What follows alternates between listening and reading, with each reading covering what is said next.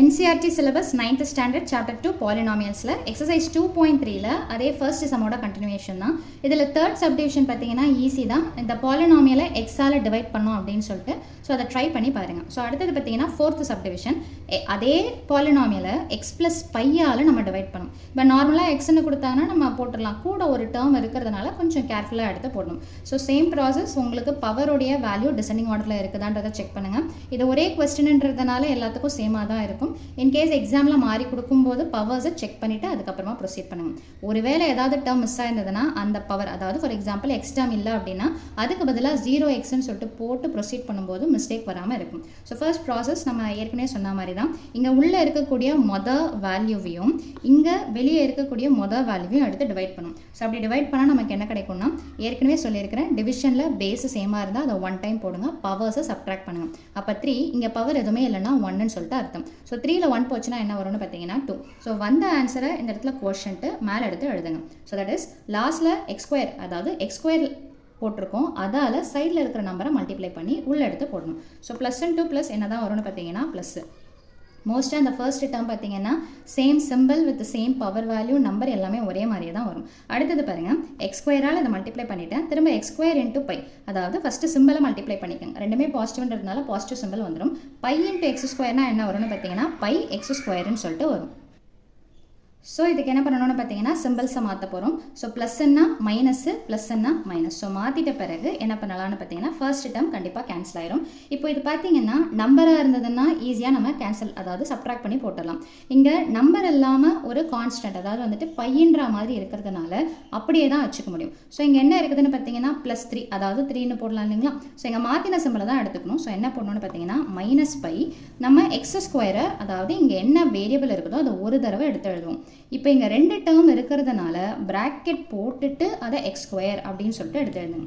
ஒருவேளை நீங்கள் பிராக்கெட் போடாமல் எடுத்து எழுதிங்கன்னா இந்த x2 பைக்கு மட்டும்தான் இருக்குதுன்ற மாதிரி அர்த்தமாயிடும். ஸோ பிராக்கெட் போட்டுட்டு x2ன்னு சொல்லிட்டு போட்டுக்குவோம். வழக்கமாக என்ன பண்ணுவோம், ஒரு வேல்யூவை இறக்குவோம். ஸோ அப்போ அந்த ஒரு வேல்யூ என்னென்னு பார்த்தீங்கன்னா இங்கே 3x. இறக்கிட்ட பிறகு இப்போ என்ன ப்ராசஸ் பண்ணுவோமோ அதை அப்படியே ரிப்பீட் மோடில் பண்ண போகிறோம். ஸோ எங்கள் ஃபர்ஸ்ட் வேல்யூ என்ன இருக்குது அப்படின்னு பார்த்தீங்கன்னா 3 -π into x2 divided by இந்த ஃபர்ஸ்ட் டேர்ம், அதாவது என்ன டிவைட் பண்ணுறோமோ அது த்ரூ அவுட்டாக எல்லாத்துக்குமே வரும். So divided by x. So இங்கே மேலே எதுவுமே இந்த நம்பர்ஸுக்கு எதுவுமே ப்ராப்ளம் கிடையாது, வெறும் வேரியபிளை மட்டும்தான் நம்ம சப்ட்ராக்ட் பண்ண போகிறோம். ஸோ x2ல் எக்ஸ் போச்சுன்னா என்ன வரும்னு பார்த்தீங்கன்னா எக்ஸ். ஸோ இந்த வேல்யூவை எங்கே போடணும்னு பார்த்தீங்கன்னா கோஷன்ட்டு. ஸோ அப்போ என்ன போடணும்னா, எதுவுமே சிம்பிள் இல்லைன்னா ப்ளஸ்ன்னு சொல்லிட்டு போட்டுக்கோங்க. ப்ராக்கெட்டில் 3 -π into x. ஓகேங்களா.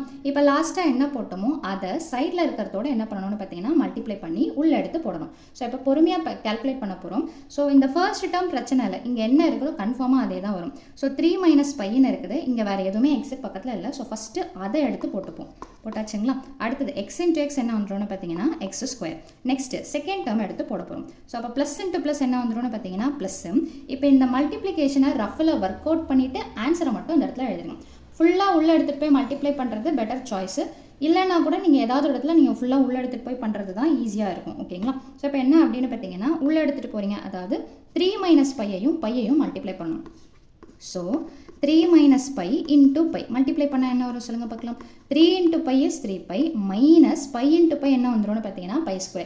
இது மொத்தத்தையும் போட்டுட்டு இதுக்கு உண்டான வேரியபிள் என்னென்னு பார்த்தீங்கன்னா எக்ஸ், அதை போட்டுக்கோங்க. ஸோ அப்போ ஆன்சர் என்ன அப்படின்னு பார்த்தீங்கன்னா மல்டிப்ளை பண்ணி வரது 3π -π² இன்ட்டு என்ன வரும்னு பார்த்தீங்கன்னா எக்ஸ்ன்னு சொல்லிட்டு வரும்.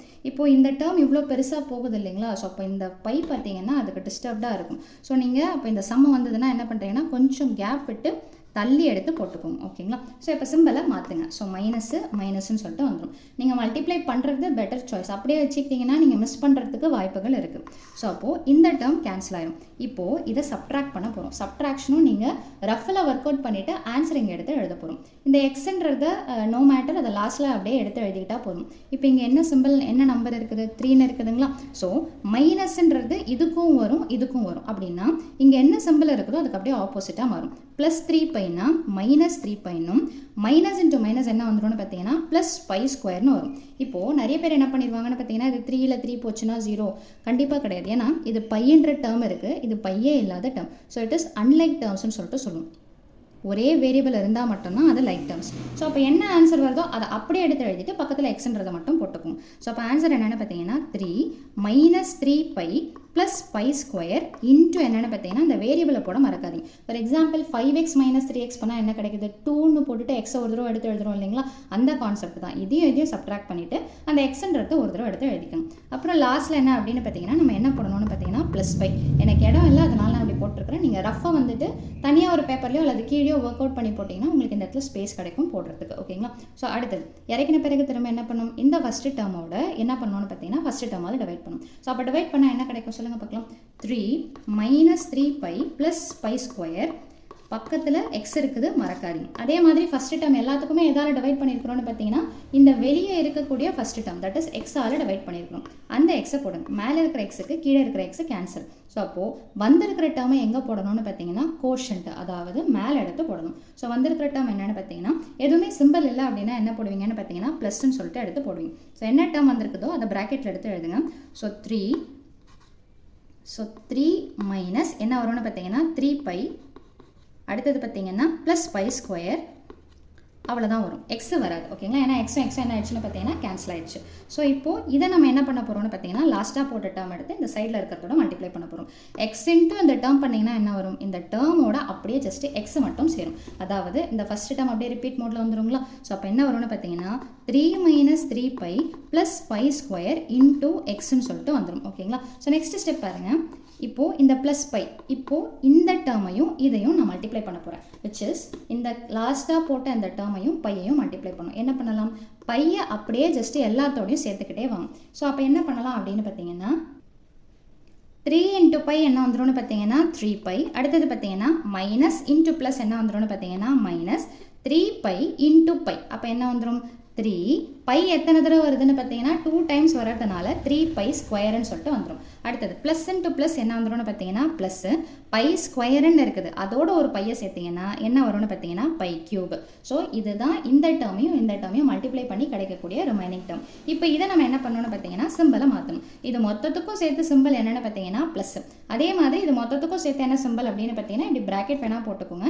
மொத்தத்துக்கும் எப்போவுமே காமனான சிம்பிள்னா ப்ளஸ்ஸை மட்டுமே காமனான சிம்பிளாக எடுத்துக்கோங்க. ஸோ அப்போ இது என்னவா மாறும்னு பார்த்தீங்கன்னா மைனஸ்ன்னு சொல்லிட்டு மாறும். இப்போ நம்ம என்ன பண்ண போகிறோம்னு பார்த்தீங்கன்னா இதை கேன்சல் பண்ண போகிறோம். சேம் டேர்ம்ஸ் அண்ட் சேம் வேரியபிள்ன்றதுனால இது கேன்சல் ஆகிடும். இப்போது இதை நம்ம சால்வ் பண்ணி போட்டோம்னா இதுதான் என்னென்னு பார்த்தீங்கன்னா ரிமைண்டர் அப்படின்னு சொல்லிட்டு கிடைக்கும். ஓகேங்களா.